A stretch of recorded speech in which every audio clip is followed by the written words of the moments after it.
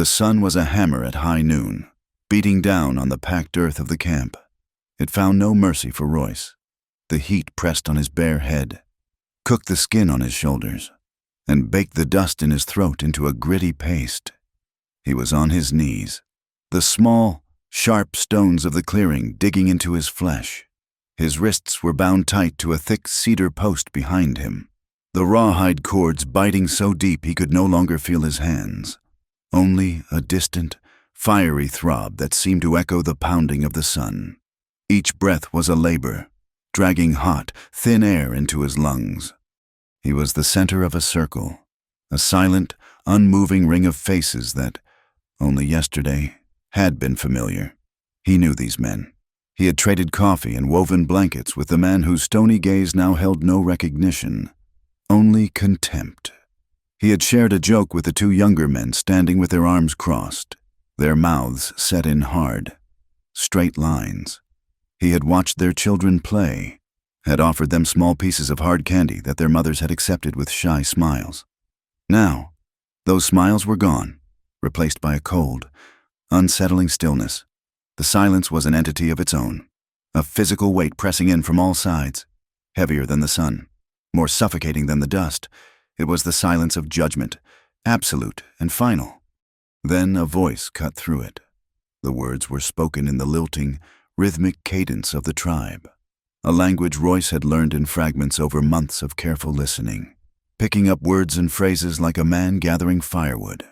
But the words spoken now were sharp, splintered, and aimed directly at him. He caught enough to understand, enough to feel the cold dread coil in his gut. Taker of what is not his, he who walks on sacred ground. The offerings vanished. The accusation echoed in the oppressive heat, repeated by another, sterner voice. Thief, trespasser, desecrator. The words were stones thrown from the circle, each one finding its mark.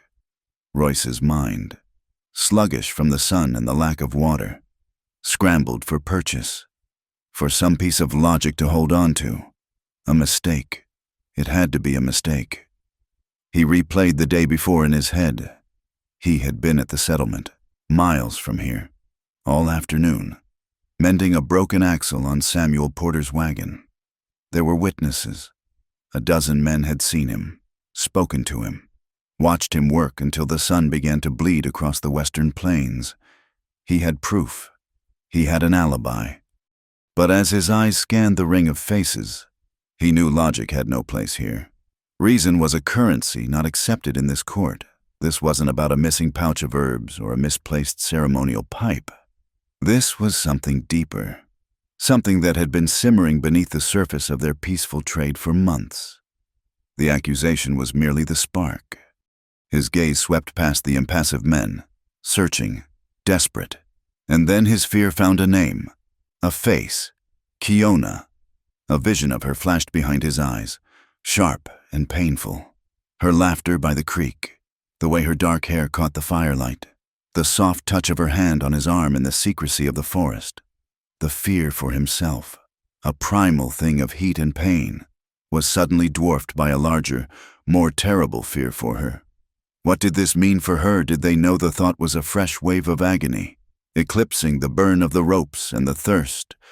His heart hammered against his ribs, a wild drumbeat of panic. They couldn't know. He had been so careful. They had both been so careful. The circle was a wall of condemnation. There was no way through, no way out. The sun climbed higher, relentless. A child at the edge of the crowd began to cry, a thin, wailing sound that was quickly shushed by a mother's hand. The silence that followed was even heavier. Royce closed his eyes, his head slumping forward. The dust, the heat, the silence. It was a tomb. They were burying him alive. Stop. The voice was like a crack of lightning in the still air. Not loud, but sharp, clear, and imbued with an authority that shattered the heavy silence. It was a woman's voice. It was her voice. Royce's head snapped up. The circle of men stirred, their heads turning as one. She pushed her way through the wall of bodies, stepping into the clearing. Kiona. She stood there, a slender figure against the harsh glare, her deerskin dress the color of river clay. Her hands were clenched into fists at her sides, and he could see the fine tremor that ran through her, but her chin was high, and her eyes, dark and fierce, were fixed not on him, but on the elders who stood opposite. The sun caught the polished turquoise of the bracelet on her wrist, a flash of brilliant blue against her skin. It was the bracelet he had given her, traded for with a silver dollar he had saved for a month. The clearing held its breath. The air itself seemed to wait. Royce's own breathing had stopped. He saw the disbelief on the faces of the elders, the shock rippling through the crowd. She had broken the circle. She had defied the proceedings. She was the daughter of their late, revered chief, a position that afforded her respect, but not the right to interfere in the judgment of men. One of the elders, a man with a face like carved granite, took a step forward. His voice was a low rumble. "Kiona, this is not your place. Go back to your lodge." She did not flinch. She did not look away. Her gaze remained locked on his. The tremor in her hands was more visible now, but her voice, when it came again, was steady. It was not in the tongue of her people. It was in his 4 words, spoken clearly into the heart of the stunned silence. "He is my husband." The world fell away. The sun, the heat, the faces, the pain in his wrists, it all dissolved into a distant hum. The only sound left was the violent, frantic beat of his own heart, a deafening roar in his ears. He stared at her, unable to process the words, unable to grasp the enormity of what she had just done. Husband. She had said it. She had said it to all of them. The silence that followed was different from the one before. It was not heavy. It was hollow. A vacuum where all sound, all thought, had ceased to exist. The faces in the circle were no longer just hard and cold. Now they were masks of stunned confusion, of disbelief, of a dawning, terrible understanding. Then the whispers started, a low, sibilant hiss that grew and spread like a grass fire. The word, in their tongue and his, passed from mouth to mouth. Husband. The circle, which had held its rigid shape, now began to contract. The wall of bodies pressed in, drawn by a morbid gravity. The looks of suspicion were now laced with something else, a flicker of jealousy in the eyes of the young men, a venomous shock in the gazes of the women. He saw it all. He saw their world tilting on its axis. Royce understood with a clarity that was like a physical blow. Their secret, the fragile and beautiful thing they had nurtured in stolen moments for 8 long months, was not just discovered. It had been detonated. Kiona had pulled the pin herself, choosing to face the explosion rather than watch him be consumed by the fire. He felt a surge of love for her so fierce it was dizzying, immediately followed by a wave of cold terror at the price of her courage. She had bound her fate to his, tying the knot in full view of the world. He looked at her, truly looked at her. The trembling had not ceased, but her eyes held his now, and in their depths, he saw not fear, but a desperate, unwavering resolve. That single look conveyed everything. I am with you. I will not let them take you. The whispers grew louder, angrier. The spell of shock was breaking, hardening into something ugly. Royce could feel the mood of the crowd shifting from judgment of a stranger to outrage at a betrayal from within. She hadn't saved him. She had just condemned them both. And then, a new voice rose, silencing the sea of whispers with its sheer force. It was a voice accustomed to command, deep and resonant with power. "Enough." A tall man stepped out from beside the elders. He was older, his black hair streaked with gray at the temples, his face a mask of controlled fury. His name was Håkan, a man who had long been a rival to Kiona's father, a man who saw tradition not as a flowing river, but as a wall of stone to be defended. His eyes, small and dark like chips of obsidian, swept over the crowd, quelling the murmurs instantly.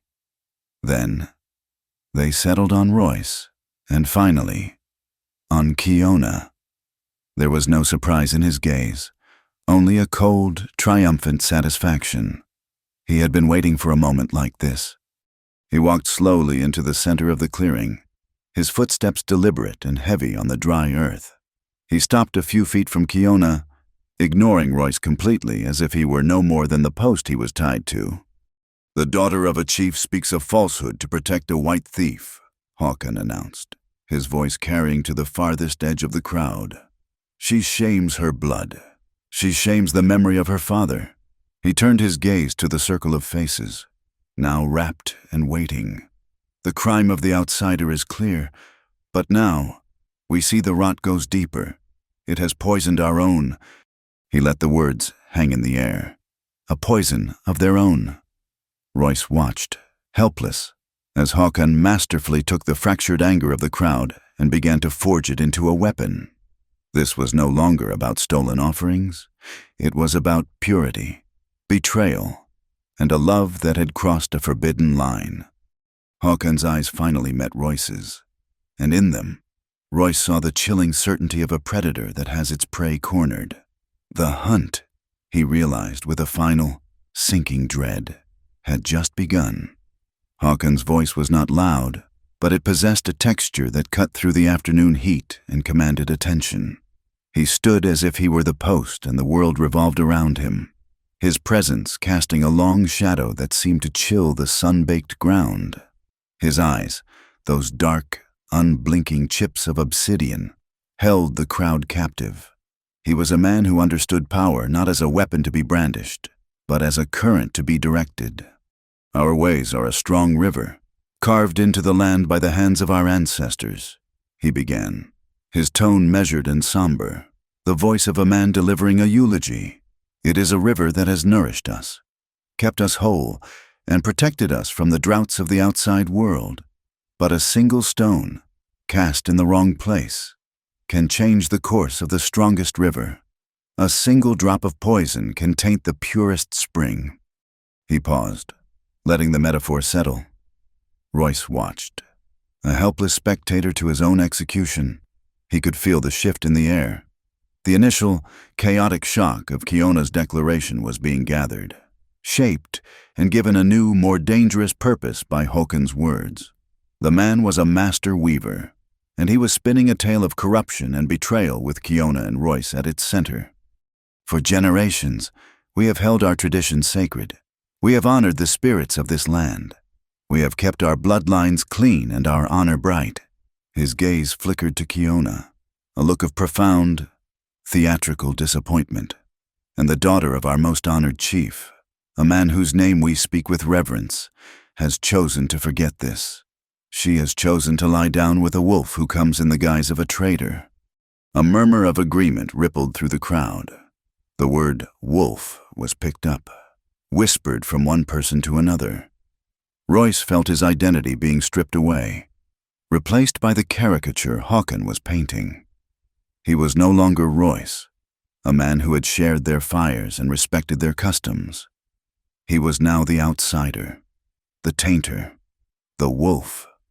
"The matter of the stolen offerings is a serious one," Hawken continued, his voice hardening. "It is a sign of profound disrespect. It is an act that invites misfortune upon us all." He raised a hand, and from the crowd, 3 men shuffled forward. They were young, their faces sullen and their eyes avoiding contact with anyone, especially Kiona. Royce didn't know them well, had only seen them on the fringes of the camp. "These men were on the western ridge at sunset yesterday," Hawken announced.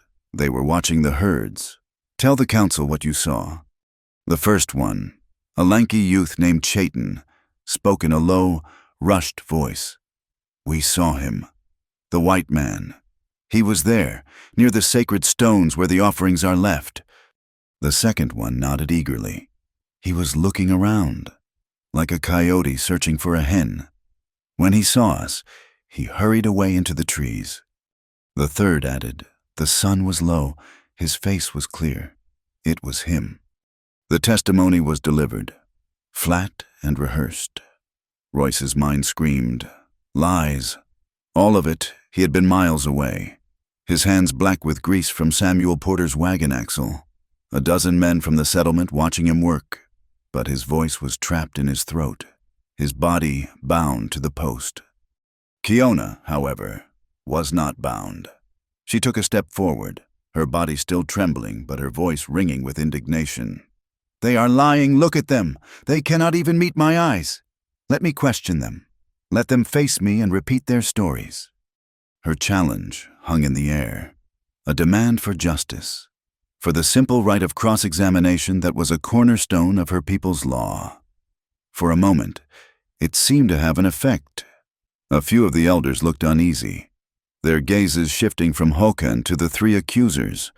Truth was valued, and a direct challenge from the daughter of their late chief could not be so easily dismissed. Håkan's face remained a stone mask. He let the silence stretch for a beat, allowing Kiona's defiance to isolate her. Then, he spoke a single word, quiet but absolute: silence. It was not a request.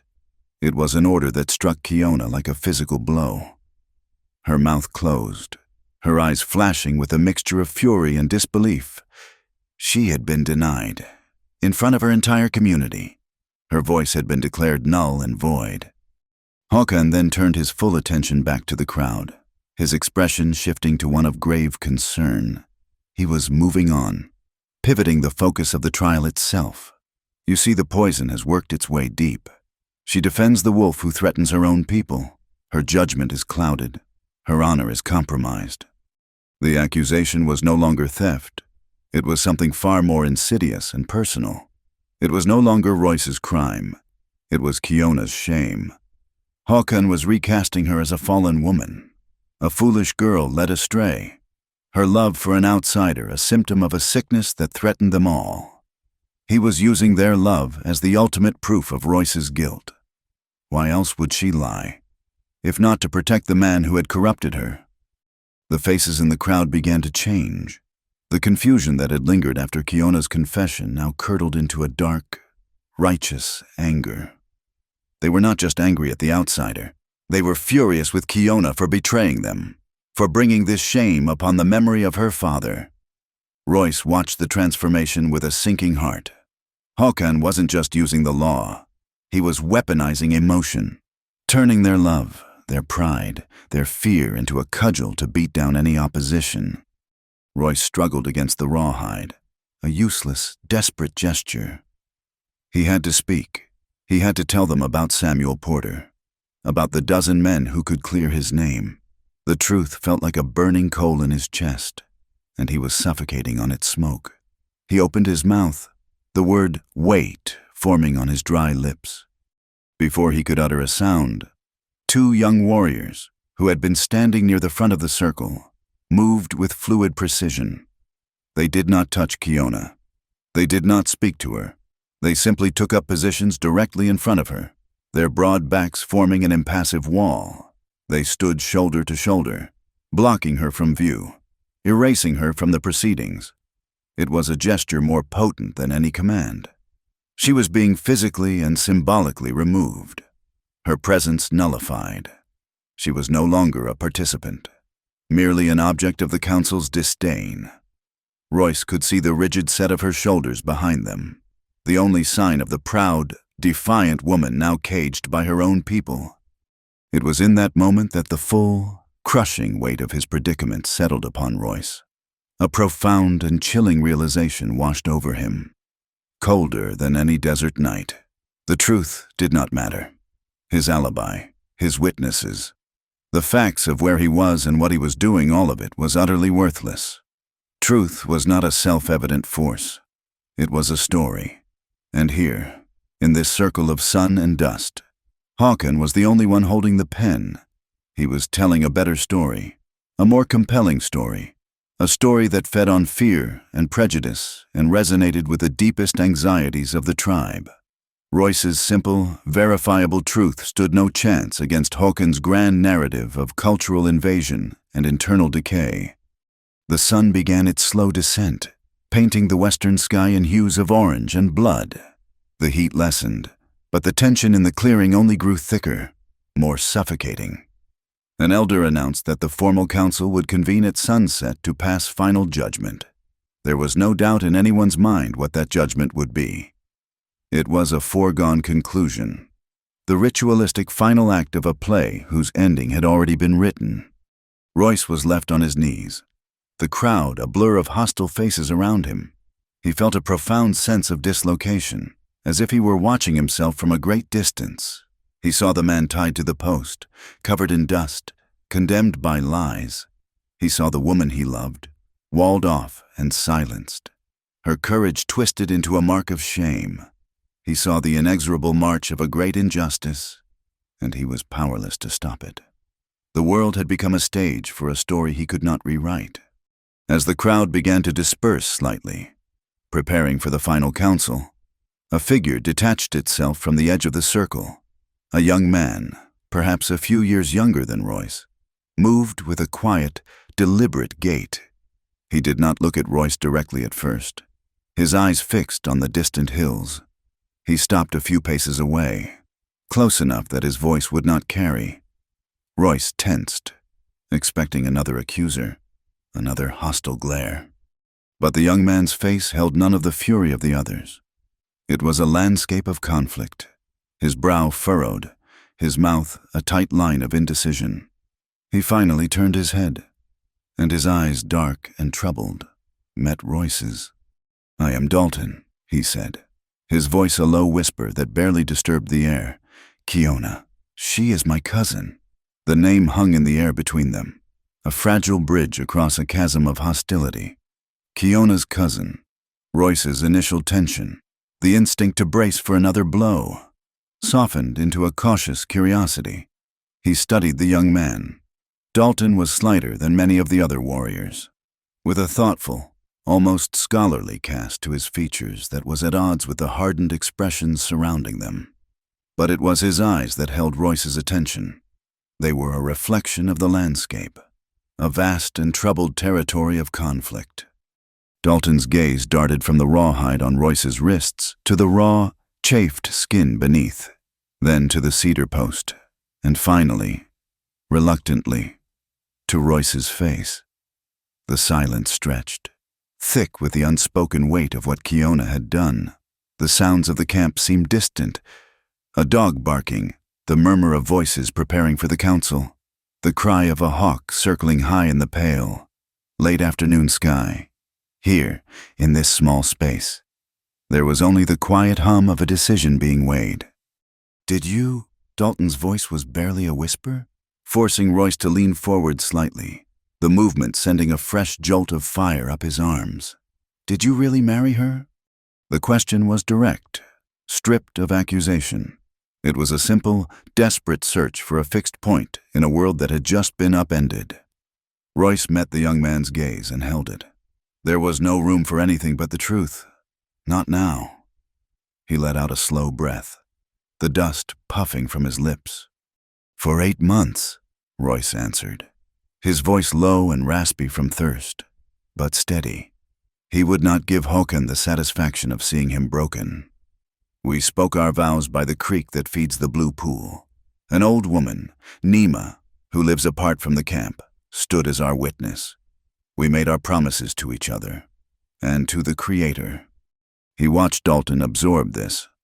The young man's expression didn't change, but something in his posture shifted, a subtle slackening of the tension in his shoulders. Royce had not offered a defense or a plea, just the simple, unadorned facts of his commitment. He had confirmed Kiona's claim not as a desperate ploy, but as a statement of their shared life. A life lived in the quiet spaces away from judging eyes. Dalton looked down at his own hands, turning them over as if seeing them for the first time. "My father," he began, and then stopped. He corrected himself, a slight hesitation that spoke volumes. "Håkan, my father's brother. He believes the world of the white man is a disease. He believes that every trade, every friendly word, is a small crack in the dam that protects our people. He thinks the flood is coming, and that it will wash away everything we are." The confession was offered quietly, an explanation, not an excuse. It painted Håkan not as a simple tyrant, but as a zealot, a man driven by a profound and unbending fear. He was not just persecuting Royce. He was fighting a holy war against the future itself. "He is wrong," Royce said, his voice gaining a bit of its strength. "I have honored your ways. I have learned your words. I have never taken more than was offered, and I have always given a fair trade." He leaned forward again, the ropes groaning in protest. "Dalton, I was nowhere near the sacred stones yesterday. I was at the settlement, all afternoon. I was mending the rear axle on Samuel Porter's freight wagon. His old one snapped clean in two. There were 8, maybe 10 men there. They saw me. They spoke with me. They watched me work until the sun was touching the hills." He laid out his alibi just as he had stated his vows, with the quiet conviction of truth. He listed the names of the men he could remember: Elias Thorne, the blacksmith, young Peter Gilliam, even Marcus Thorne, Elias's son, men whose faces were known to the traders of the tribe. A deep line appeared between Dalton's brows. He looked up from his hands, his gaze sharp and focused now. The 3 witnesses Hawken called, Chayton and the others. I have never known them to venture so far west to watch the herds. Their families keep their ponies to the east. He paused, his mind clearly working, piecing together the inconsistencies. "And no one spoke of seeing you until Hawken gathered them this morning?" Their story was heard only by him and 2 of the elders loyal to him, in the privacy of his lodge. It was a closed circle. The words confirmed everything Royce had suspected. The testimony was manufactured, a lie whispered in the dark, and then proclaimed as truth in the light of day. But this confirmation brought no relief, only a deeper chill. The conspiracy was tighter, more deliberate than he had imagined. He saw the war playing out in Dalton's face. The young man's loyalty was a rope being pulled in 2 directions. On one side was Hawken, his uncle, a pillar of the tribe, a man who represented order, tradition, and the collective will of the council. To challenge him was to challenge the very structure of their society. It was an act of profound rebellion, an invitation to be cast out, to be branded a traitor alongside Kiona. On the other side was a simpler, more terrible thing. The truth. It was the image of his cousin, Kiona, standing alone, her voice silenced. It was the sight of Royce, a man he instinctively felt was being wronged, tied to a post and awaiting a foregone conclusion. To remain silent was to become a part of the lie. It was to betray his own blood, and something deeper inside himself, his own conscience. The weight of that choice was pressing down on him, visible in the tight clench of his jaw. Royce lowered his voice, speaking not to the warrior, but to the man. "Dalton, look at me. Hawken is using your laws to commit a murder. If you say nothing, if you let this lie stand, an innocent man will not see the sunrise. And what of Kiona? She will not be executed, but she will be punished for the crime of loving someone. They will strip her of her voice, her standing, her father's legacy. She will be an outcast among her own people for the rest of her days. Is that the justice of your tribe?" Each word was carefully chosen, a quiet appeal to the honor Hawken claimed to be defending. He was not asking Dalton to choose him, the outsider. He was asking him to choose Kiona. He was asking him to choose the integrity of the laws Hawken was twisting into a weapon. Dalton's face was pale beneath his sun-darkened skin. He took a half-step back, a physical retreat from the crushing gravity of the choice before him. His hands balled into fists at his sides. Royce could see the muscles in his back and shoulders bunching under his leather shirt. A man bracing for an impact. He looked past Royce, his eyes fixed on the entrance to Kiona's lodge, where she was being held, unseen. For a long moment, he stood there, a statue of indecision. Then, without another word, he turned. His movements were stiff, his shoulders squared as if carrying a new and terrible burden. He walked away, not looking back, melting back into the shifting crowd near the central fire pit. Just before he was lost to sight, he paused and spoke over his shoulder, his voice so low Royce wasn't sure if he had imagined it. "The council votes in 2 hours." And then he was gone. Royce was alone again, truly alone. The brief flicker of hope Dalton's appearance had ignited now guttered, leaving behind an even colder darkness. 2 hours, 120 minutes. He started counting the seconds in his head, a frantic, useless rhythm against the slow, steady beat of his heart. The sun had finally touched the horizon, its light softening from a harsh glare to a long, golden sigh. The shadows of the lodges stretched like grasping fingers across the clearing. The sky was a canvas of bleeding color, beautiful and cruel. It was the sky of an execution. He watched the light fade, each passing moment a grain of sand slipping through the neck of an hourglass, bringing his end closer. He was a dead man counting down his final minutes on Earth. But inside a lodge at the edge of the clearing, Kiona was not counting the seconds. She sat in the dim, smoky interior, the wall of warriors still posted outside her door. She was not weeping. She was not praying. Her fear was a cold, hard stone in her belly, but her mind was afire. She ran her fingers along the woven willow reeds of the lodge wall, the rough texture a familiar anchor in the chaos. Her father's voice was a whisper in her memory, a lesson from a time when she was just a girl, sitting at his knee. "The law is not a stone, my daughter," he had told her once, his hand resting on her head. "It is a living thing. It grows, it breathes. The foolish see only the wall. The wise look for the spaces between the stones." Her fingers stilled. The spaces between the stones, her mind, sharp and honed by her father's teachings, began to move. She was not a warrior who could fight with a blade or a bow, but her father had armed her with a different kind of weapon: knowledge, a deep and intricate understanding of the tribe's oldest laws, the ancient precedents and forgotten protocols that lay buried beneath the more common traditions. Håkan was playing his game on the surface, using the laws everyone knew. She would have to go deeper, into the roots of the law itself. A plan, desperate and dangerous, began to form. It was a high-stakes gamble, a move in a deadly game of chess, but it was the only move she had left. The world outside Kiona's lodge had narrowed to the sliver of trampled earth visible beneath the heavy flap of the hide door.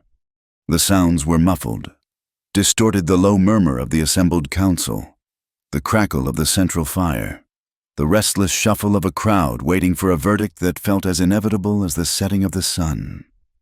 Inside, the air was still and thick with the scent of wood smoke and dried herbs.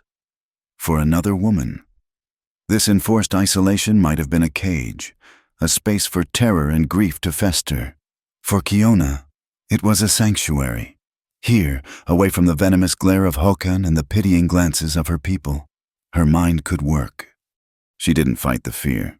She acknowledged it, a cold, hard knot beneath her ribs. And then she set it aside. Panic was a luxury she could not afford. Instead, she summoned the memory of her father. Not his face or his smile, but the calm, resonant timbre of his voice as he taught her the histories and the laws. He had been a man of immense physical presence, but his true strength had resided in his intellect, in his understanding that their traditions were not a set of rigid, unchangeable commands handed down from the past. "The laws are a river, not a rock," he used to say, tracing patterns in the dust with a stick. A rock can be shattered by a strong blow or worn down by time, but a river adapts. It flows around obstacles. It finds new paths. It is powerful because it is alive.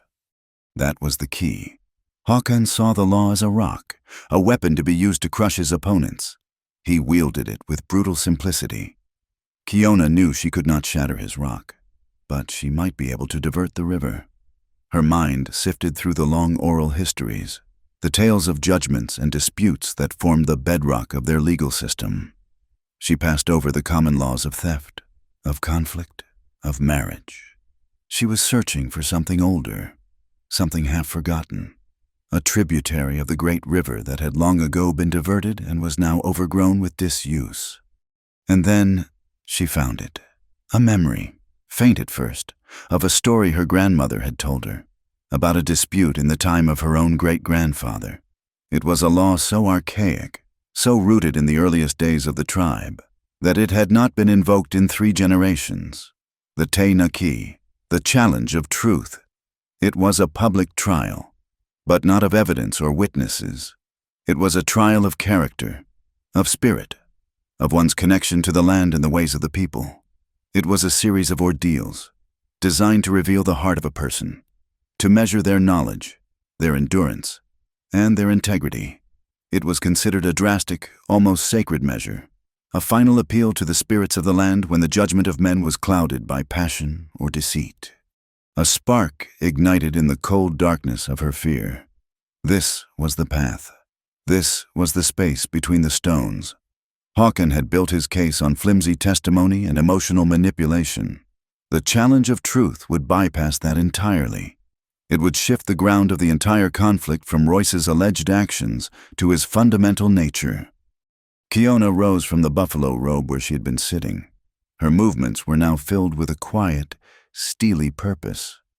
She went to the door flap and spoke to the 2 warriors standing guard, the impassive wall that had been erected to silence her. "I demand an audience with the council," she said, her voice clear and formal, betraying none of the turmoil within. One of the guards, a young man named Taza, grunted without turning. "The council is in session. You are to remain here." "I do not seek to speak on the matter of the outsider," Kiona stated, her words precise, almost clinical.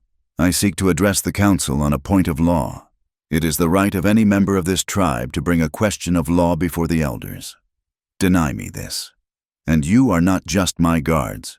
You are breaking the law you are sworn to uphold." Her words, and the unexpected formality of her request, gave the guards pause. They exchanged an uncertain glance. This was not the plea of a distraught woman. It was a procedural demand. After a brief, whispered consultation, Taza nodded curtly and strode toward the circle of elders. Kiona waited, her heart hammering against her ribs. This was the first test. If they refused to even hear her, her plan would die before it was born. Minutes stretched into an eternity. Finally, a figure detached itself from the council and walked toward her lodge. It was not Håkan, nor one of his allies. It was an old man named Elan, his face a roadmap of wrinkles, his shoulders stooped with the weight of many winters. He had been one of her father's closest friends and advisors, a man who valued wisdom and precedent above all else. His eyes, when he looked at her, were filled with a profound sadness. "Kiona," he said, his voice a dry rasp, "this path you have chosen brings great sorrow. You should not have come out. I have come to keep the council from bringing a greater sorrow upon us all." "Elan," she replied, her tone respectful but firm. She gestured for him to enter the relative privacy of her lodge. He hesitated, then ducked under the flap. "The verdict is all but decided," he said wearily. "Håkan has swayed them. They see this man as a corrupting influence, and your connection to him as proof. Then their judgment is clouded," Kiona said, looking the old man directly in the eye. "And when judgment is clouded, our oldest laws provide a remedy. I have come to invoke the Te Naki." Elan's tired eyes widened in disbelief. He stared at her as if she had spoken in a foreign tongue. "The challenge of truth, child. That has not been used since the time of the grandfathers. The rites are half remembered. It is a dangerous and unpredictable path." "Is it more dangerous than allowing a lie to lead us to take a man's life?" she countered. "The law has never been rescinded. It has not been struck from our histories. It has simply slept. I am a daughter of this tribe, and I am waking it. I have the right to do so." Her logic was impeccable, and they both knew it. Any law, unless formally abolished by the council, remained in effect. Her standing as a member of the tribe gave her the absolute right to invoke it. She pressed her advantage, her voice a surgeon's scalpel, dissecting the issue with cold precision. "Think, Elan. Håkan's case is built on the words of 3 young men of questionable character. He denied me the right to question them. He has turned this into a trial of emotion, not fact. The challenge of truth is the only way to find what is real. To take a life without using every tool the law provides to find the truth. That is not justice. It is a desecration of the very honor Håkon claims to be protecting. She let her final point land with its full weight. She had not appealed to Elan's affection for her or his loyalty to her father. She had appealed to his deepest identity as a keeper of the law. To ignore her now would be to admit that the law was merely a convenience, a tool for the powerful. Elan was silent for a long time, his gaze distant. He looked at Kiona, at the fierce intelligence burning in her eyes, so much like her father's. A flicker of something, perhaps admiration, perhaps resignation, crossed his face. Håkon will fight this, he whispered. He holds the council in his hand. He will say the law is too old, too forgotten. He will not allow his authority to be undermined. Then let him, Kiona replied, her voice dropping, charged with a new, dangerous confidence. Let him stand before the people and explain why he is afraid of the truth. Let him argue that we should embrace a convenient lie instead of seeking a difficult truth. Let the people see him for what he is, a man who fears the law and does not serve it. She had laid the trap perfectly. By invoking the ancient law, she was forcing Håkon into an impossible position. To deny the challenge would make him look weak and fearful. To accept it would mean relinquishing control of the narrative, placing Royce's fate in the hands of a process he could not manipulate. Elan let out a long, slow sigh. He had been outmaneuvered by the daughter of his old friend. He nodded once, a gesture of defeat and assent. The council must hear this. They cannot refuse to debate the law. He left the lodge, his steps heavier than before. Through the flap, Kiona watched him return to the circle of elders. She saw him speak, his hands gesturing. She saw Håkon's head snap in his direction, his face contorting in a mask of disbelief, then rage. An agitated murmur spread through the entire camp as the nature of the debate became clear. The final sentencing had been interrupted. The game had changed. Across the clearing, Royce felt a subtle shift before he understood it. One of the guards who had been standing impassively nearby for hours suddenly approached him. Without a word, the man used a knife to saw at the rawhide cords binding his wrists to the post.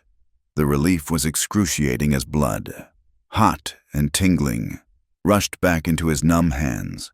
The guard then offered him a ladle of water. Royce drank greedily, the cool liquid a balm to his parched throat. He was still a prisoner, but his bonds had been eased. It was a small mercy, but it felt monumental. His eyes scanned the crowd, searching for the cause. He saw the commotion among the elders, the angry stance of Håkon, the solemn face of the old man Elan. And then he saw her. Kiona had stepped just outside her lodge, flanked by her two guards who now looked more like an honor escort than jailers. She was too far away for him to see the details of her expression, but he didn't need to.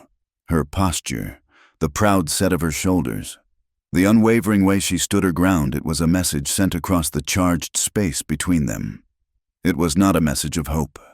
Not yet. It was a message of faith, of a battle joined. The debate among the elders raged as the last vestiges of sunlight vanished and the stars began to prick the deep violet sky. Finally, Håkon stepped forward, his face livid in the flickering firelight. The crowd fell silent, a collective intake of breath. He had been forced to a decision. "The council has considered the words of the chief's daughter," he announced, his voice tight with suppressed fury. He spat the title as if it were an insult. "She has invoked an archaic and forgotten custom, a custom of a bygone era. But the law, however old, stands." A wave of shock and murmurs passed through the people. Kiona had won the first round. Håkon raised his hand for silence, a cruel smile touching his lips. He had lost the battle, but he intended to win the war. The outsider will be granted the challenge of truth, but the challenge will befit the gravity of his crimes and the shame he has brought upon this camp. There will be 3 trials, and they will begin now. Håkon's pronouncement, "Begin now," was a whip crack that sent a jolt through Royce's exhausted body. There was no time for rest, no time for contemplation. The first trial was a race against the dying sun. The objective was laid out with cold precision. Royce was to walk the western perimeter of their territory and identify 5 sacred markers, 5 points of spiritual significance known only to the tribe. He was not only to find them, but to explain their meaning. He had until the last ray of sunlight vanished from the highest peak of the distant Dragon's Tooth Ridge. To fail was to die. 2 warriors, men Royce had never seen before, were assigned as his escorts. They were stone-faced and silent, their presence a constant reminder that this was not a walk, but a death march. They gestured for him to start, their eyes as impassive as the granite cliffs to the north. Royce took a deep breath, the air still warm, but carrying the first cool hints of the coming night. He looked across the clearing at Kiona. She stood motionless, a lone figure of defiance. Her eyes met his, and in that fleeting glance, she sent him everything she could, her strength, her love, and a silent, desperate prayer. Then he turned and began to walk. The land that had once seemed welcoming and beautiful was now an adversary, a vast, cryptic landscape holding the keys to his survival. The sun, already low in the sky, cast long, distorted shadows that writhed like living things. It poured a molten gold light over the gray-green sagebrush and the thirsty earth, a beautiful, cruel spectacle of his dwindling time. His legs were stiff, his body ached from the hours spent bound and kneeling, but adrenaline and fear were a potent fuel. He put one foot in front of the other, his mind a frantic, racing engine. Sacred markers. What had she told him over the past 8 months? Their time together had been a tapestry woven from stolen moments, long walks along the creek bed, hushed conversations in the deep shade of the cottonwoods, nights spent in a hidden cave where the world outside ceased to exist. In those moments, she had spoken of her home, not just of the people, but of the land itself. She spoke of it as a living being, with a memory and a spirit. Her words, which had been beautiful poetry to him then, were now his only hope. He dug into his memory, sifting through the fragments of their conversations, searching for a clue. His mind snagged on a phrase, the hand of stone. They had been sitting by the river, watching the water smooth the pebbles.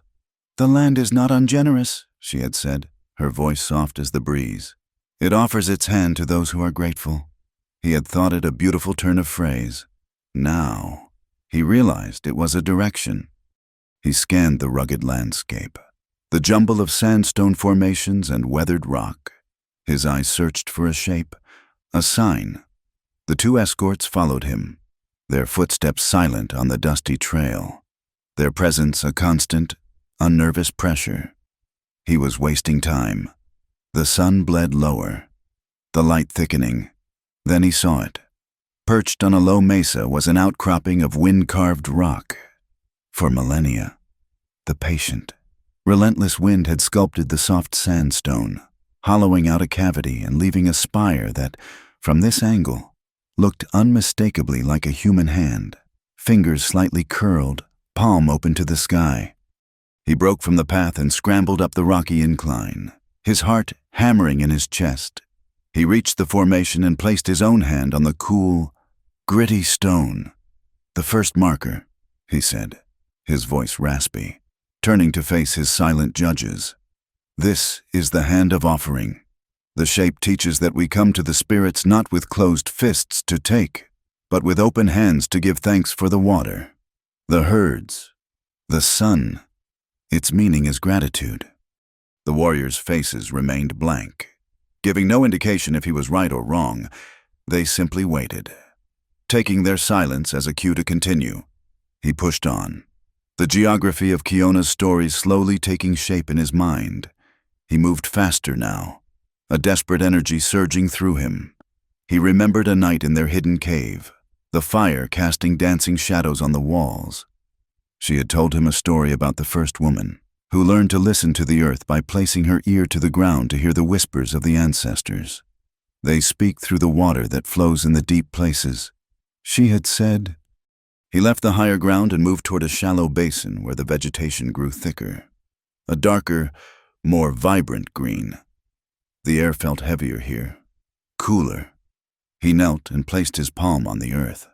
It was damp. Looking closely, he saw a faint, dark patch where water was seeping slowly to the surface. Arranged around this barely perceptible spring was a perfect circle of small, smooth river stones, placed there by human hands long ago. "The second marker," he announced, his voice gaining confidence. "The ancestors' spring. The circle of stones marks a place where the deep water, the memory of the earth, comes to the surface. It teaches that the wisdom of those who came before us is always present, just beneath our feet. We must only be still enough to listen. Its meaning is connection to our past."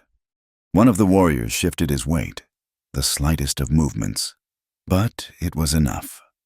Royce knew he was on the right path. He stood up and broke into a trot. The sun was a fiery sliver now, balanced on the sharp point of Dragon's Tooth. He had so little time. He ran, his lungs burning, his eyes scanning the landscape for the next clue. A tree, a story about a storm.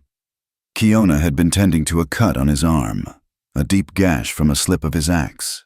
"A scar is not a weakness," she had told him, wrapping it gently. "It is the mark of a story.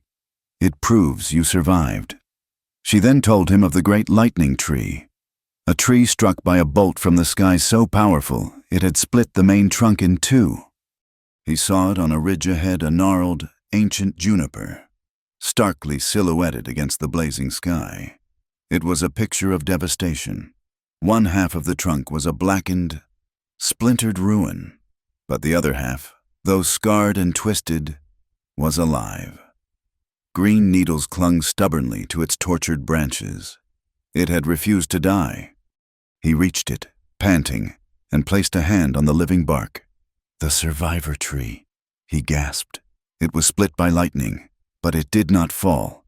It holds the memory of the fire, but it continues to reach for the sun. It teaches that even the deepest wound does not have to be the end of the story. Its meaning is survival and resilience." He didn't wait for a reaction. He turned and ran, his gaze fixed on the disappearing sun. The light was failing fast, the world dissolving into shades of purple and deep red. What was next? He pushed his tired mind. Think. A place of peace, a place of trust. Kiona had been describing the hunt, the complex balance between taking a life to sustain their own and honoring the spirit of the animal. "But there are places where the hunt is forbidden," she had explained. "Places where the land itself declares a truce. Even the wolf and the deer know to respect it." A different scent reached him on the evening breeze, overriding the smell of dust and sage. It was a sharp, mineral tang. He followed the scent, his instincts guiding him. He came upon a place where the earth was bare and streaked with white. It was a natural salt lick. The ground around it was trampled with the tracks of dozens of different animals, deer, elk, rabbit, and even the distinct paw prints of a mountain lion. Here, all creatures came together, their enmities suspended by a shared, vital need. "The place of truce," he said, his voice strained. "The salt given by the earth. Here, all animals are safe. The hunter must lower his bow. It teaches that there are needs that unite all living things, and that compassion is a law higher than hunger. Its meaning is trust and sanctuary." The final sliver of the sun's disk was now sliding behind the peak. The sky above was a deep, star-dusted indigo, but the horizon was on fire. He had minutes, perhaps only seconds, left. One marker remained. He was at the base of a sheer rock wall, a cliff that marked the final boundary of the territory. He scanned it desperately. There was nothing, just sheer, flat rock. Despair, cold and sharp, pierced him. He had come so far, only to fail at the very end. He leaned against the cliff face, his chest heaving, his hope draining away into the darkening earth. His cheek was pressed against the stone. It was cool, and in the last fleeting light, he saw that it wasn't a uniform color. The cliff was made of distinct layers, bands of rock colored red, ochre, gray, and black, stacked one on top of the other like pages in a book. Kiona's voice echoed in his memory, a quiet whisper from their cave. The stones are the great teachers of time. Each layer is an age. They were here long before us, and will be here long after we are gone. They teach us our own smallness. His heart leaped. He pushed himself off the wall and faced his escorts, who were now just dark shapes in the twilight. The fifth marker, he yelled, pointing at the stratified cliff. The story wall.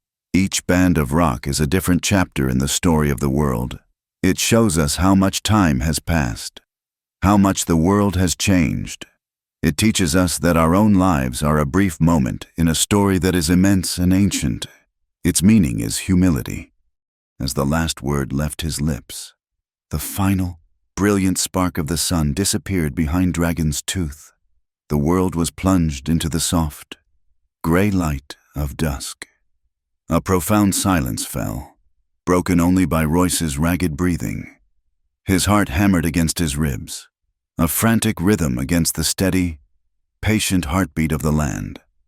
He had done it. He had walked Kiona's memory and read the land as she had taught him. The two warriors stood unmoving for a long moment. Then, one of them gave a single, almost imperceptible nod. They turned and started the walk back to the camp, their silence now feeling less like menace and more like grudging respect. When they returned to the firelight, the entire camp was waiting. Royce walked into the circle, covered in dust and sweat, his body screaming with exhaustion, and stood before the council. He looked at Håkon, whose face was a thundercloud of fury. He had not expected this. Elan, the old elder, was the one who spoke. He has found the 5 markers, and he has spoken their meaning. He has passed the first trial. A quiet gasp rippled through the crowd. Kiona's eyes, shining in the firelight, were locked on Royce, filled with a love so powerful it was a physical force. Royce allowed himself a single moment of relief. Then he looked at Håkon. The man's lips were pulled back in a semblance of a smile, but it held no warmth, no sportsmanship. It was the grimace of a predator that had been momentarily thwarted but had not, by any means, given up the hunt. He has shown that he listened to the foolish chatter of a girl. Håkon's voice was low, but it carried a deadly promise. He has passed the test of memory. But the next trial will not test what is in his head. It will test what is in his heart. Royce was not allowed to sleep. He spent the night under the stars, his 2 escorts a few feet away, their silhouettes as still and silent as the rock formations on the horizon. They gave him a piece of dried meat and a skin of water, a gesture that felt less like kindness and more like the perfunctory care a man might give a horse before a long, hard ride. Exhaustion was a heavy cloak, but sleep would not come. He replayed the day's events, the race against the sun, the memory of Kiona's whispered words guiding his feet. He had survived the first trial, a test of knowledge gleaned from love. But he knew Håkon. The next trial would be a sharper, more deliberate blade. Before the first hint of gray touched the eastern sky, he was brought to his feet. The camp was already awake. In the pre-dawn chill, the tribe had gathered, not in a full circle of judgment, but in a wide crescent, an arc of humanity facing the east. At the center of the arc, a small fire had been built, its flames a lonely beacon of warmth in the vast, cold darkness. Royce was led to the space between the fire and the people, and left to stand alone. The air was thin and sharp, carrying the scent of pine and cold stone. The silence was absolute, a sacred, waiting stillness. As the sky began to soften from black to a deep, bruised purple, Håkon stepped forward. He was not dressed for a council meeting, but for a ceremony. He wore a cloak trimmed with raven feathers, and his silver-streaked hair was bound with a simple leather cord. He looked not at Royce, but toward the coming dawn, as if addressing the spirits of the morning. Yesterday, the outsider showed us that he has ears. Håkon's voice was low and formal, carrying with eerie clarity in the still air. He showed us that he can repeat the words of another. But a parrot can repeat words. A coyote can learn the paths to the water. This is not enough. The law is not a map to be memorized. It is a spirit to be understood. Today, we will discover if he has a heart that understands. We will see if he has listened not just to a woman's voice, but to the voice of the land itself. He turned, and his dark eyes, devoid of all emotion, fixed on Royce. The second trial had begun. It was not a race, not a test of physical strength. It was an interrogation of the soul. "The sun is not yet here to be your judge," Håkon began. His first question a sudden, sharp probe. "So you will be judged by our ways. Tell us, in the driest season, when the herds are weak and gather by the last shrinking pools of water, why do our laws forbid us to hunt there?" The question was a trap. The obvious answer was practical, to preserve the herd for the future. But Royce knew from Kiona that the law was never just about practicality. He thought of her explaining it to him, her fingers tracing the veins on a dry leaf. "We are all desperate in a drought," she had said. Royce met Håkon's gaze. "Because desperation deserves mercy," he answered, his voice steady. "When the deer and the man are both thirsty, they are brothers in their need. To strike the deer at the water's edge is to strike a brother when he is on his knees. It is a betrayal of the trust between the hunter and the hunted. The law teaches that our own survival is not worth the price of our compassion. It is an agreement between the people and the land that we will not let our hunger destroy our honor." A low murmur went through the assembled people. It was not the answer they expected. He had spoken of honor and brotherhood, not just of managing the herd. He had spoken the spirit of the law. Håkon's expression did not change. He moved immediately to the next question, his voice like the chip of a flint knife. "You stood at the story wall yesterday. You named it. You told us its meaning is humility. Why? Then, do we leave offerings of our finest work, a well-knapped arrowhead, a perfect strand of beads at the base of that cliff? Why give our best to a place that teaches us we are small?" This question was more complex, a philosophical knot. Royce remembered standing there, his cheek against the cold stone, feeling the immense weight of time. He remembered Kiona telling him about the first artisans, who would bring their new creations to the cliff to see if they were worthy. Because true knowledge is a gift, and a gift must be earned and honored. Royce replied, "The stone teaches us our history. It gives us the wisdom of the ages. To receive such a profound gift and give nothing in return is the act of a thief. We do not leave the offerings because we believe the rock can see them. We leave them to remind ourselves that knowledge has a cost. We are paying our respect to the countless generations whose lives are pressed into that stone, thanking them for the lesson. It is an act of gratitude for the humility it teaches." He could see Kiona now, standing near the edge of the crescent beside Elan. Her face was pale in the growing light, her hands clasped tightly in front of her. She was breathing with him, living every answer. Håkon pressed on, his questions coming faster, a relentless rhythm. "The seasons turn. The summer is for work, the fall is for the harvest, but the winter, the long night season, is for stories. Why do we not tell the sacred stories of our creation when the sun is warm and the world is full of life?"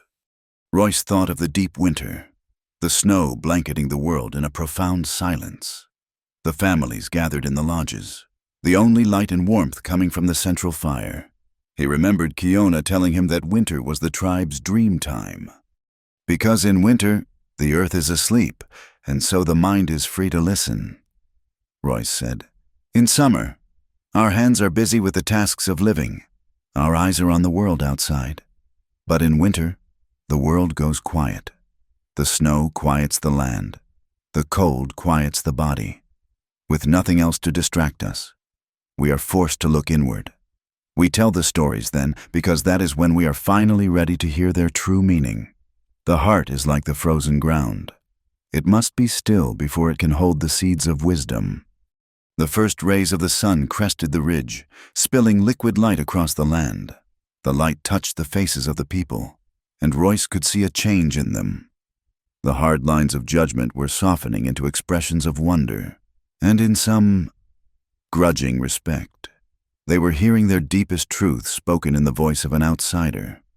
Håkan let the silence hang for a moment, allowing the sunlight to flood the clearing. He took a step closer to Royce, his voice dropping, becoming more personal, more venomous. This was the question he had been saving. This was the one he believed would finally break him. You have spoken of our ways, but you are not one of us. You come from another world, with other laws and another God. You have stood with one foot in your world and one foot in ours. So tell us, outsider, what does it mean to walk between two worlds? The air grew thick. The question was not about law or tradition. It was about Royce himself. It was a demand for him to define his own existence, to confess the conflict of his own soul. He felt Kiona's gaze on him like a physical touch. He knew this answer was not for Håkan or the council. It was for her. He looked past Håkan, his eyes finding hers across the space, and he spoke the truth they had both lived. It means, he started, his voice cracking slightly. He cleared his throat and began again. It means to see the beauty in two different skies, and to know you can never truly touch either. It means to understand two languages, but to never be able to fully speak your heart in just one. To walk between two worlds is to have your heart belong to two places, which means it is never fully at rest in one. You learn to see everything from two sides, but the price of that sight is that you are always, in some way, alone. As he spoke the last word, he saw a single tear trace a path down Kiona's cheek. She did not wipe it away. It was a silent acknowledgement of the truth he had just spoken, the truth of their shared, secret life. He was talking about them, the joy of their love, and the profound, isolating cost of it. The clearing was utterly still. The sun was fully risen now, and the small ceremonial fire seemed pale in its light. Royce had answered. He had laid his heart bare for all to see. Håkan stood in silence, his face unreadable. The rising sun cast his features in sharp relief, and for the first time, Royce thought he saw something other than hatred in the man's eyes. It was not compassion. It was a cold, clear-eyed assessment. He was looking at Royce as a warrior looks at a worthy adversary just before the final blow. Finally, Håkan turned to the council. His voice, when he spoke, was flat, stripped of its ceremonial tone. He has not spoken with the tongue of a parrot. He has listened with his heart. The admission was stunning. It was a concession, a public acknowledgement of Royce's victory in this trial. A wave of relief so powerful it made Royce dizzy washed over him. He had done it. He had shown them his heart, and they had seen it. But the relief was short-lived. Håkan was not finished. He turned back to Royce, and the coldness in his eyes had returned, harder than before. He has passed the trial of knowledge and the trial of the heart, Håkan announced to the tribe. But our ways demand a third and final trial, a trial to decide not what he knows or what he feels, but what he is willing to give. His voice dropped, becoming a chill whisper that seemed to suck the warmth from the morning sun. There is one challenge left, and it is the one that will decide everything. The air, which had begun to feel light with hope, suddenly grew heavy and thick again, as dense as the morning fog that still clung to the river bottom. The trial was not over. Håkan had acknowledged Royce's spirit, only to raise the stakes to an impossible new height. The final test. Royce understood with a sudden, gut-wrenching certainty. Would not be a measure of his mind or his heart. It would be a measure of his sacrifice. The morning sun, which had risen with such majestic promise, now seemed a cold and impartial observer in a sky of bleached blue.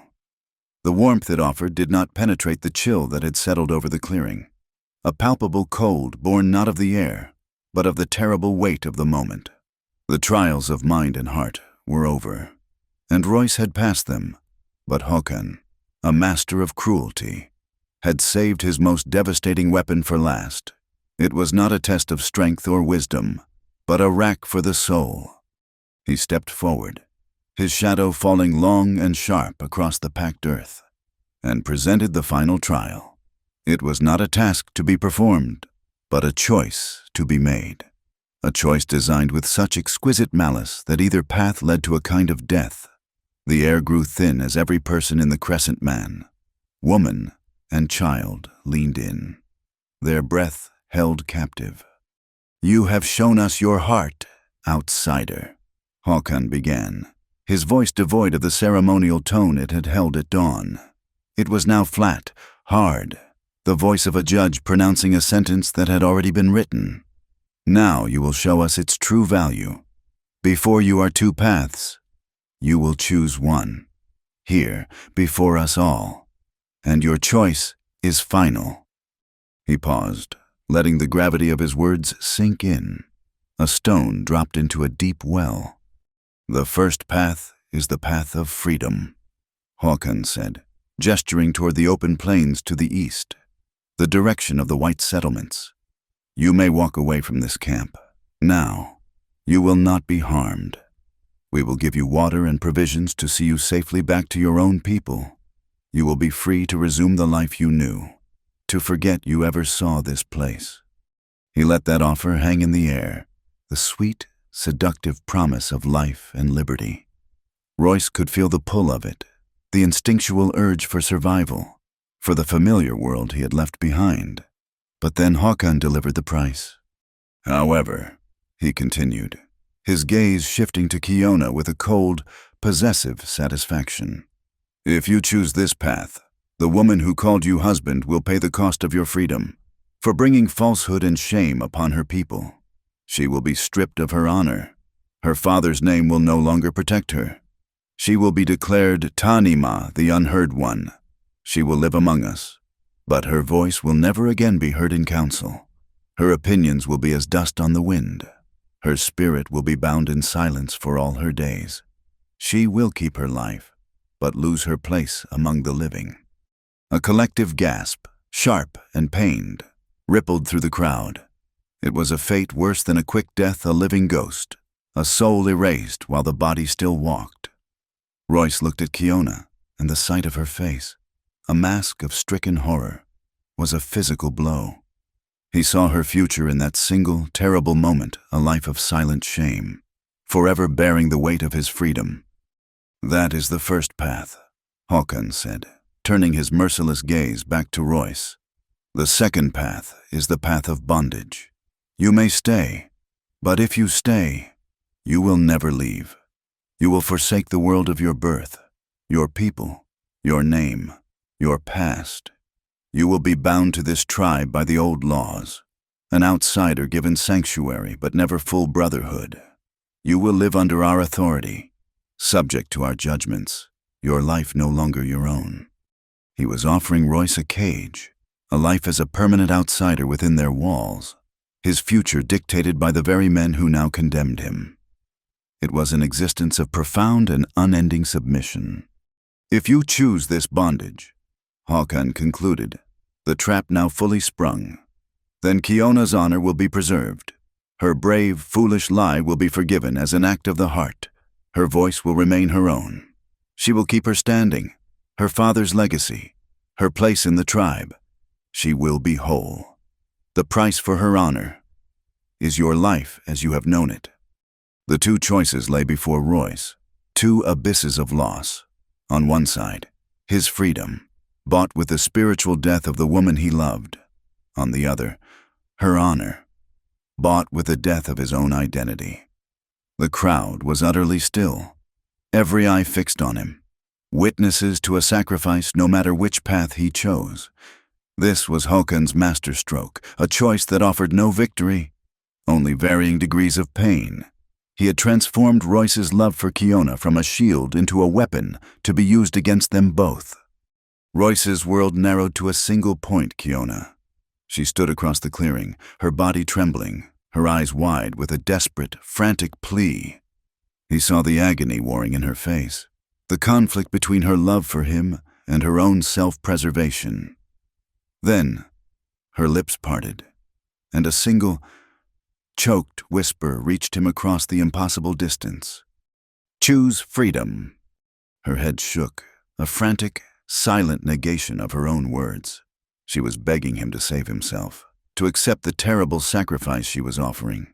A tear she could not contain escaped and traced a path through the dust on her cheek, a small, glistening mark of her complete and utter despair.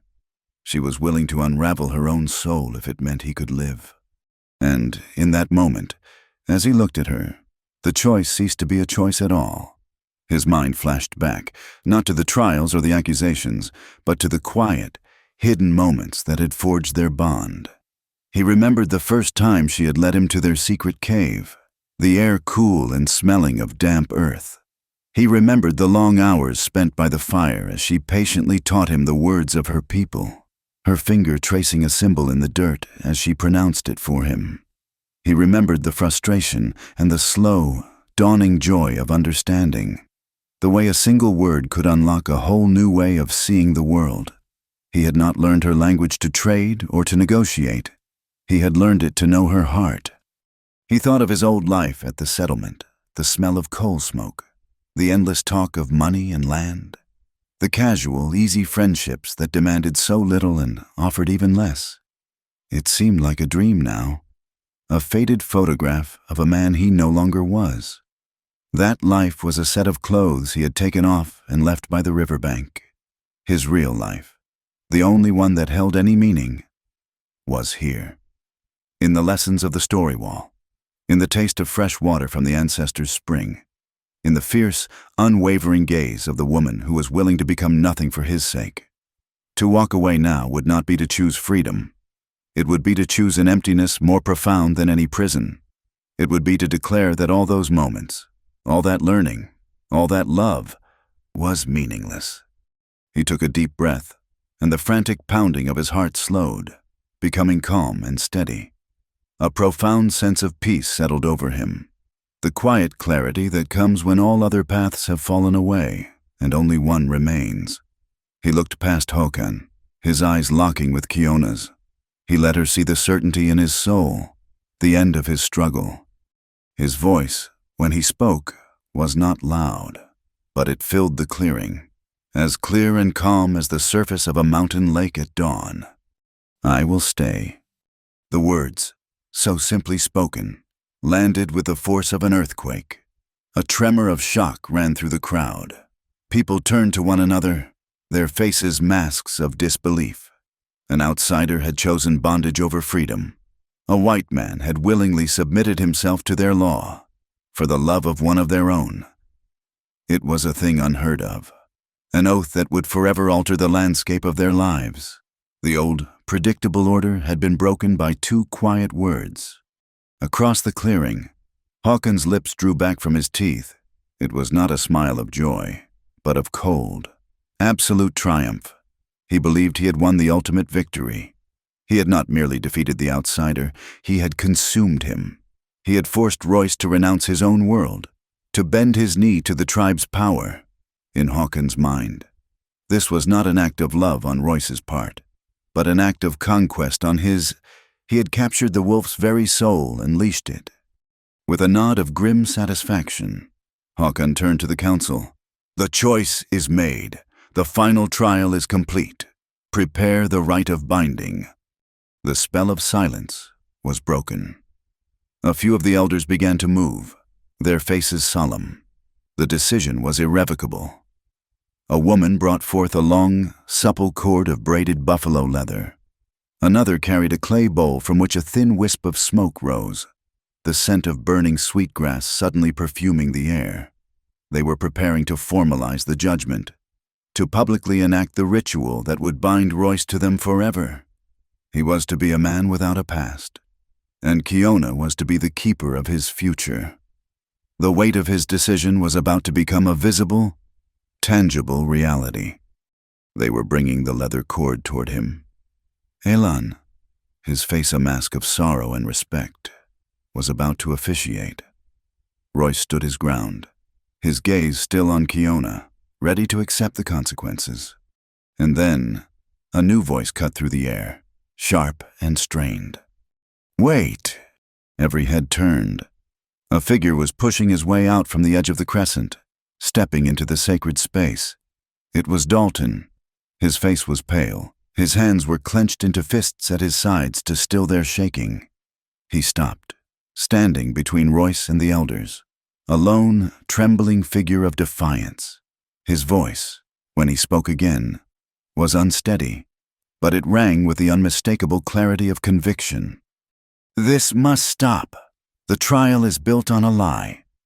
Dalton's single word, "Wait," fell into the ceremonial silence like a stone dropped onto a sheet of ice. The sound was small, but the fractures it created spread instantly through the clearing. The elders froze, the braided leather cord held suspended in their hands. The crowd, which had been a single entity united in grim acceptance, became a collection of startled individuals, their heads snapping toward the source of the interruption. Håkon turned slowly, a predator whose final, satisfying strike had been inexplicably delayed. When he saw it was Dalton, his own blood, his nephew, his face contorted into a mask of pure, cold fury. The triumph of a moment ago curdled into disbelief. "You will be silent, boy." Håkon's voice was a low, dangerous growl, meant for Dalton alone but heard by all in the charged quiet. "You have no place here. Go back to the shadows where you belong." Dalton flinched as if struck, but he did not retreat. He took another step forward, planting his feet in the dust. His trembling hands now balled into white-knuckled fists. He was a sapling standing against a storm, but he did not break. He raised his head and spoke, his voice shaking but gaining strength with every word. A voice that was not meant for one man, but for the entire tribe.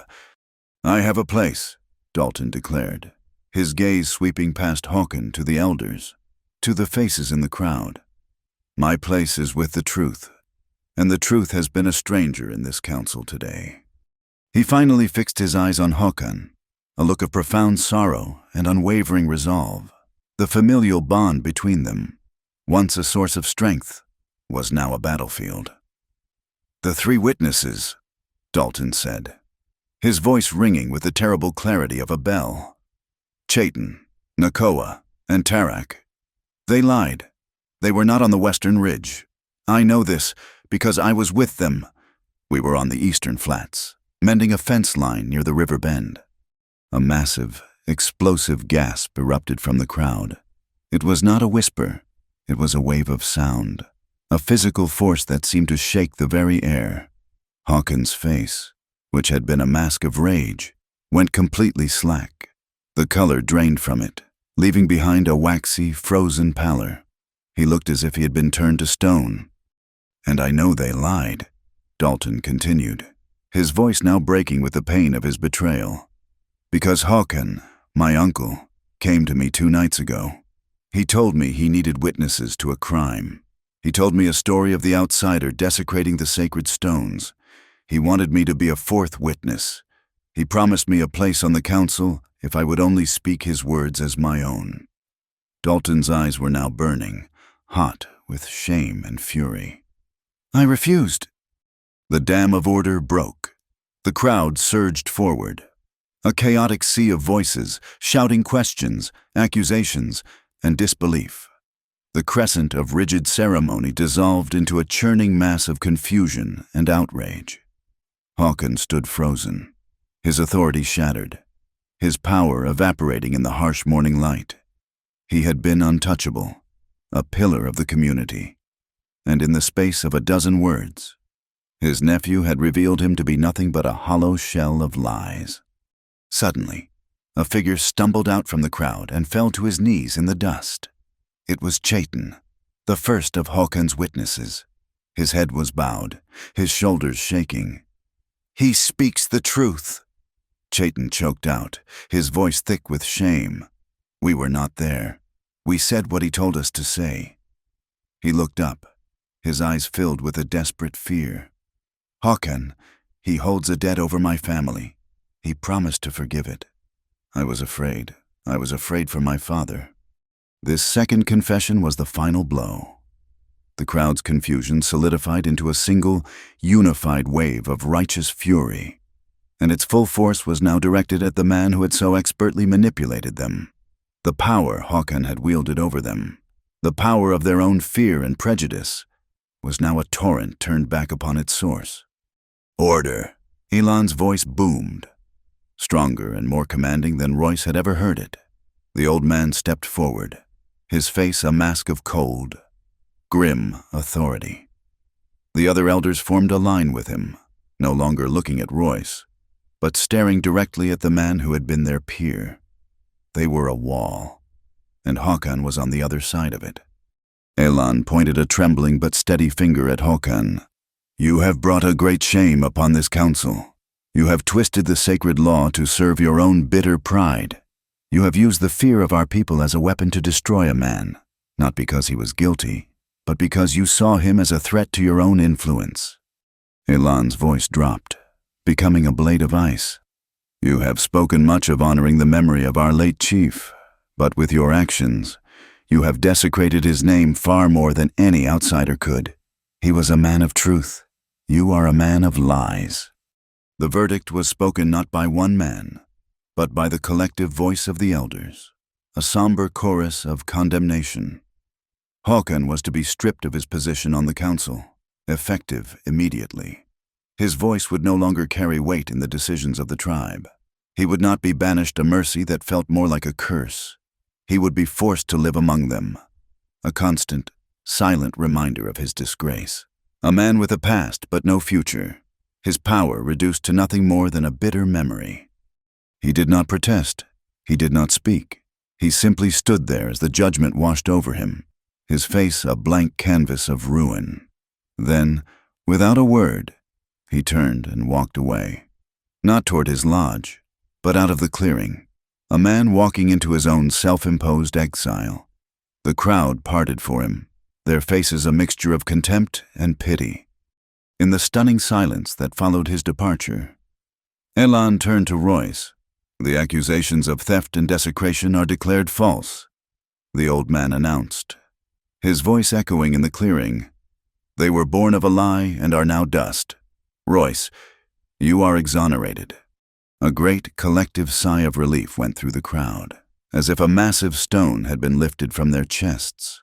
The air, which had been thick with tension and hatred, suddenly felt light and clean.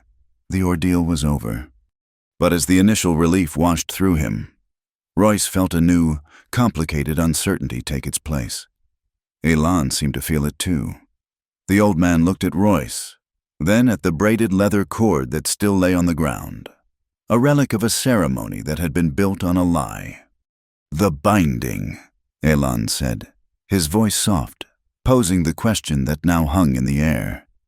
"You chose to stay. You accepted a life of bondage to protect Kiona from a punishment that was never deserved.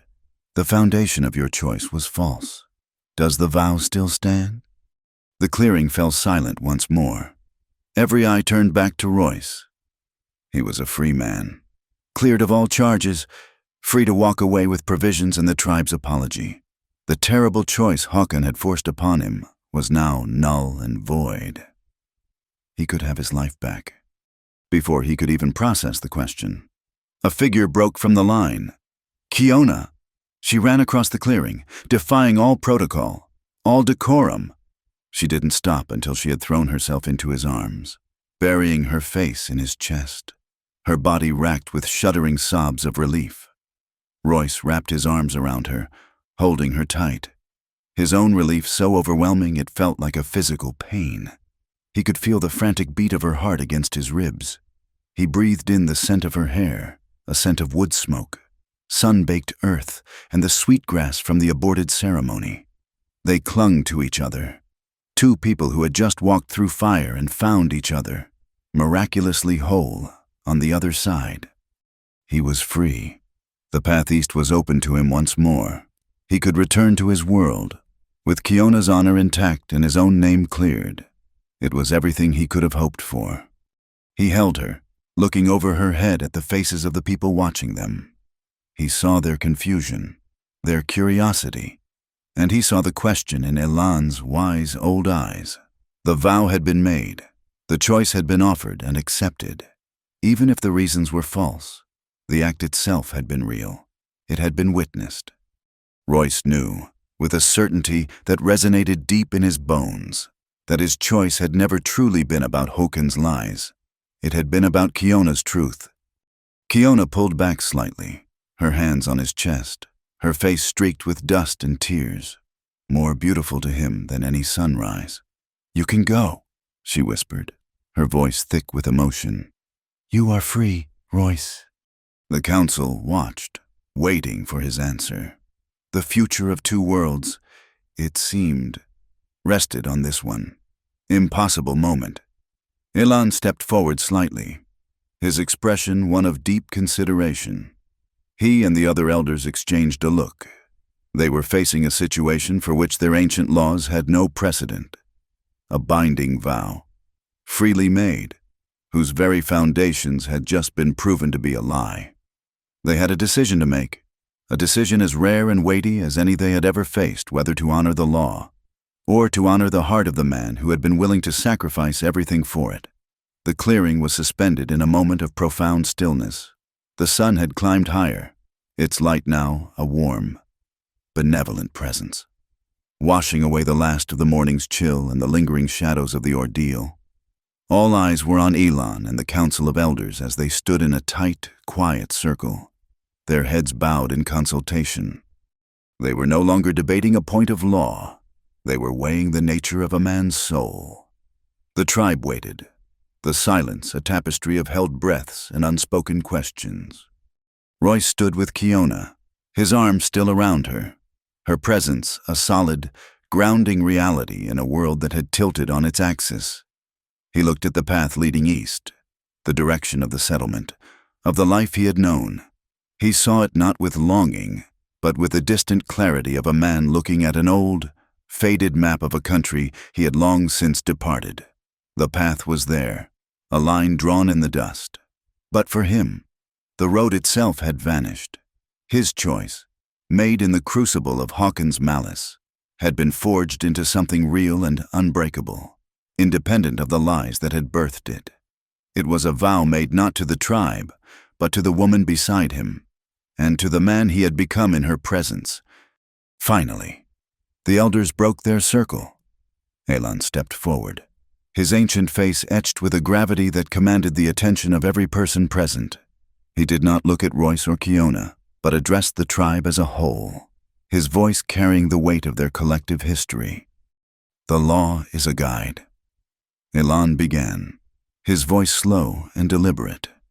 "It is a path worn into the earth by the feet of our ancestors to keep us from straying into the thorns. But today, we have seen that sometimes a man must walk through the thorns to find the true path." He turned his gaze to Royce, and for the first time there was no judgment in his eyes, only a deep, profound understanding. A vow was made, a life was offered. This was done to protect the honor of one of our own from a punishment born of lies. The lie is now dead, but the honor that was shown, the sacrifice that was offered, that is real. It is a truth that shines brighter than the deceit it was meant to answer. He paused, letting his words settle. Therefore, the council has decided. The binding will be honored, not as a chain of bondage, as was intended by the deceiver, but as a cord of kinship. It will not be the mark of a prisoner, but the acknowledgement of a man of proven heart. Royce has chosen to stay, and we will honor his choice. He will be bound to us, and we to him. A soft murmur of assent, of awe, moved through the crowd. This was unprecedented. They were not just accepting an outsider, they were redefining the very meaning of their law to consecrate his sacrifice. The ceremony that followed was stripped of all its former menace. It became a thing of simple, quiet beauty. Elan gestured for Royce and Kiona to stand before him in the center of the clearing. He took the braided leather cord, no longer an instrument of bondage, and held it up in the sunlight. "A cord has two ends," Elan said, his voice taking on the rhythmic cadence of a prayer. "Today, these two ends are joined." He did not tie Royce's hands. Instead, He instructed him to hold out his right hand, palm up. He then told Kiona to place her hand on top of his. Elan gently wrapped the soft, supple leather around their joined hands, a gesture that was more of an embrace than a binding. His touch was light, his movements unhurried. The sun warmed the leather, warmed their skin. It was a simple, profound act, witnessed by the silent earth and the watchful sky, and by the people who were now, in some fundamental way, his own. "Let this cord be a reminder," Elan said, his voice a low whisper, a reminder of a choice made, a heart revealed, and a new path begun. "Let it remind you that you are now part of the circle. Your joys will be our joys. Your sorrows will be our sorrows." He finished the knot, a simple, elegant loop that held their hands together, and stepped back. There was no grand pronouncement, no further ritual. There was only the quiet dignity of the moment. Royce looked down at their hands, bound together by the sun-warmed leather. He looked at Kiona, her eyes shining with tears that were no longer of sorrow, but of a joy so deep it was almost painful. In that moment, he understood that he had not lost a world. He had gained one. Kiona kept her honor. Her voice, which Håkan had tried to silence, would remain a force within the tribe. But Royce knew her trial was not over. She had brought an outsider into their very heart, and now she carried the unspoken burden of being his protector, his advocate, his bridge to this new life. She would have to navigate the currents of doubt and fear that still lingered. As he scanned the faces in the crowd, he saw that while most were accepting, even moved, a few remained on the fringes, their expressions guarded, their eyes filled with a deep-seated suspicion that would not be erased by a single ceremony. Acceptance, he knew, would have to be earned, day by patient day. As the gathering began to break apart, a figure approached them. It was Dalton. He stopped before Royce, his face a mixture of relief and lingering shame. "I am sorry," Dalton said, his voice low. "I am sorry that I waited so long to speak. My fear, it almost cost you everything." Royce looked at the young man who had risked everything to right a terrible wrong. "You didn't speak too late," Royce replied, his voice filled with a quiet gratitude. "You spoke at exactly the right time." He reached out his free hand and placed it on Dalton's shoulder. The young man met his grip, their hands clasping in a silent promise of a new kind of brotherhood, one forged not in blood, but in the shared courage of speaking truth to power. It was a promise to build a future where such deceit could not take root again. After a moment, Elan unwrapped the cord from their hands and presented it to Kiona. The formal ceremony was over.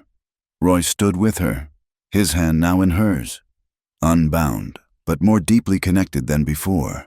The vast, open land spread out around them in every direction. The wind picked up, carrying the smell of the distant salt lick, the damp earth near the underground spring, and the faint, sweet scent of sun-scorched grass. It was the smell of his new home. He had once told the council that to walk between two worlds was to be alone. Now, standing here with Kiona's hand in his, he knew they had found a new way. They would learn to walk between their two worlds together, creating a third world, a space that belonged only to them. They would not fall. As the last of the crowd dispersed, a flicker of movement at the edge of the clearing caught Royce's eye. It was one of the men who had served as Håkan's false witnesses, the one named Nakoa. He was not looking at Royce or Kiona, but was speaking in a low, furtive whisper to another man, a man who had remained in the shadows throughout the entire ordeal. The man listened, then gave Nakoa a small, heavy-looking pouch before melting back into the trees. It was a brief, almost invisible exchange, but in that instant, a chilling realization struck Royce. Håkan had been the architect of the lie, but he had not been its sole beneficiary. The stolen offerings, they had not simply been a pretext. Someone had needed them to disappear. The man who had just slipped away, it was the same man who had first raised the alarm about the theft. The plot had been deeper than just Håkan's pride. The true mastermind, the one who had set the entire deadly game in motion to seize power in the ensuing chaos, was still hidden among them. The battle was over, but the war for the soul of the tribe had only just begun. Royce's arm tightened around Kiona, a reflex born of the sudden, chilling clarity that had just pierced the warm veil of their reunion.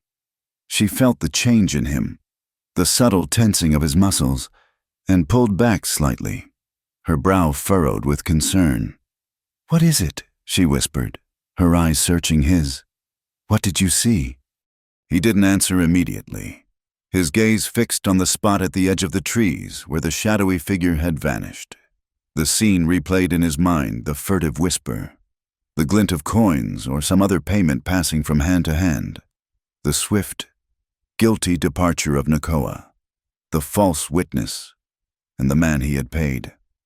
Royce dredged his memory. It was a man named Kale, a cousin to Hokan, a quiet, ambitious man who had always lingered at the edge of power, his face a mask of patient deference. Kale had been the first to discover the offerings were missing, his voice ringing with performative shock and outrage. "It wasn't just Hokan," Royce said, his voice a low, hard murmur. He turned to look at her, the full, sickening weight of the revelation settling upon them both. Hokan was the storm, the thunder and the lightning, but someone else seeded the clouds. The offerings weren't just a story, Kiona. They were really moved, hidden, a piece of a larger plan. The joy of their victory, so pure and overwhelming just moments before, was now tainted by a colder, more insidious truth.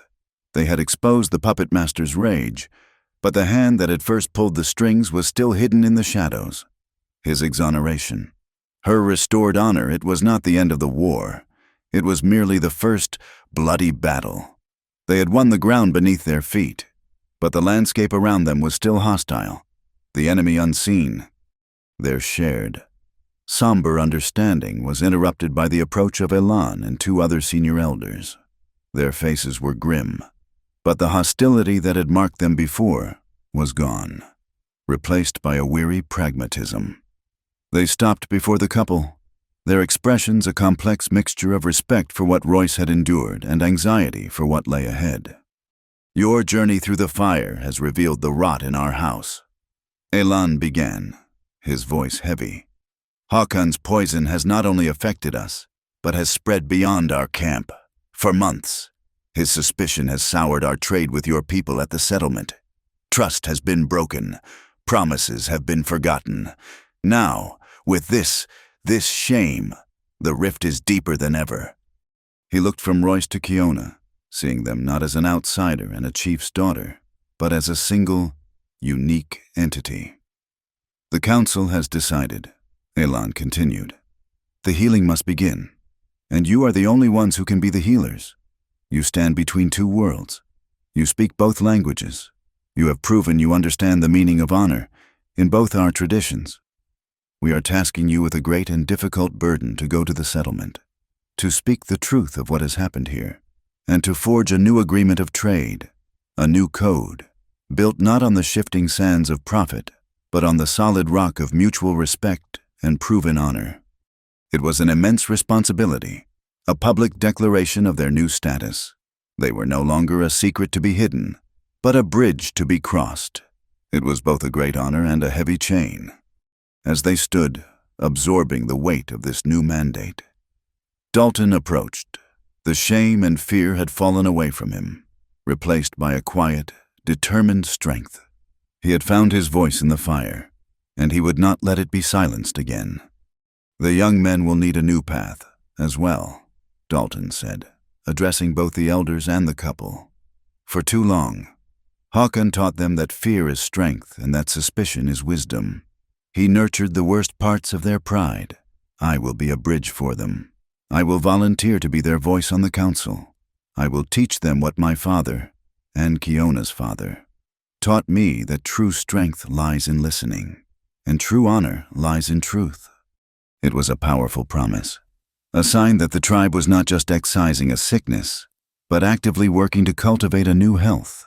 A new generation was finding its footing. As Dalton spoke, Royce's gaze was drawn to a distant ridge overlooking the camp. A lone figure stood there, a dark silhouette against the bright sky. The man was too far away to see his features, but Royce knew instinctively who it was. Håkan. He was not running. He was watching the community he had tried to break begin to mend itself without him. Royce felt a flicker, not of pity, but of a profound, tragic emptiness.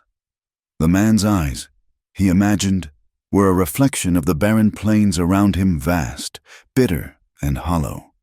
Would that hollow space one day be filled with remorse? Would he ever seek the forgiveness of the people he had so profoundly betrayed? Only time would know. Later, as the sun began its descent, casting long, peaceful shadows across the land, Royce and Kiona found a moment of quiet. They stood at the edge of the clearing, the sounds of the camp, a gentle hum behind them, the vast, open land stretching before them. The wind whispered through the dry grass, a sound like a long, slow exhalation. "You gave up everything," Kiona said, her voice soft with awe. She turned to him, her hand finding his. "When you thought all was lost, you chose a cage, just so I could be free." Royce looked at their joined hands, then into her eyes.